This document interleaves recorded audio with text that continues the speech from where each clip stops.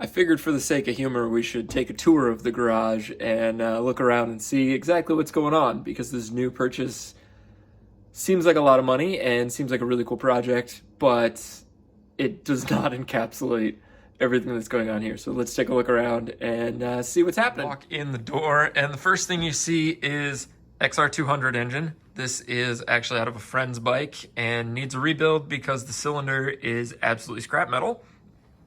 That's two XR250 engines. You can see there.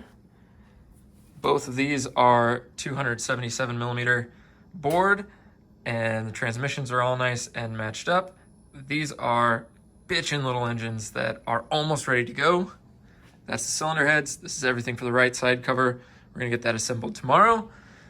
This is the XR600 sitting up on the lift. This had some problems. So if you look at the crank here, right there, the splines for the oil pump drive are mangled and the threads here are completely wiped off.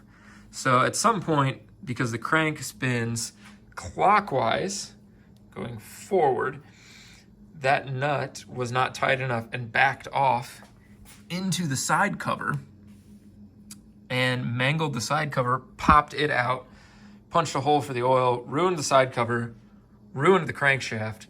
This thing has a lot of good parts on it. It's a great start. I'm gonna build it into something cool, but it's gonna take a minute. Over here, this is all XR600R engine parts. Just bought this off of a guy on ADV Rider, and it's all here. So I got a rebuilt crankshaft. You can see this one is in good shape.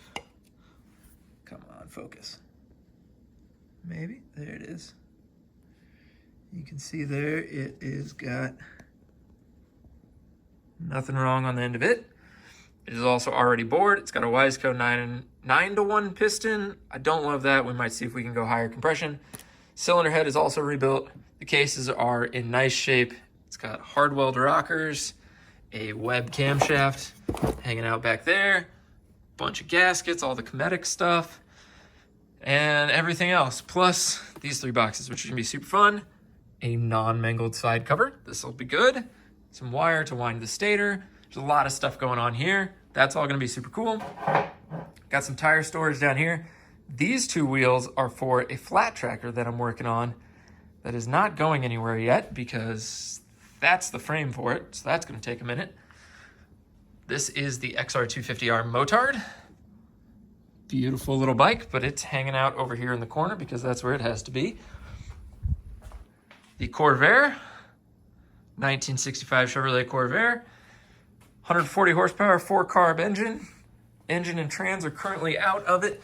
Looking at the back of the camshaft and the crankshaft because it was leaking oil, and I pulled the clutch and the solid flywheel out, pressure plate, because I was worried that it was going to oil soak the clutch. It was not. Turns out the bell housing might have been loose. So this is gonna be lightly reassembled. We're gonna dig into this a little bit here soon. That's there. And then over here is the XR Wasteland. This is the XR200 that engine over there belongs to. CRF 50, which is hopefully getting sold soon. We have the 6 Ways to Sunday XR250R. We have the mini Motard XR100, along with all the riding gear, a couple bicycles, and a bunch of tools. It is chaos in here. There is parts everywhere. There is motorcycles everywhere, and it's only gonna get worse. So, here we go.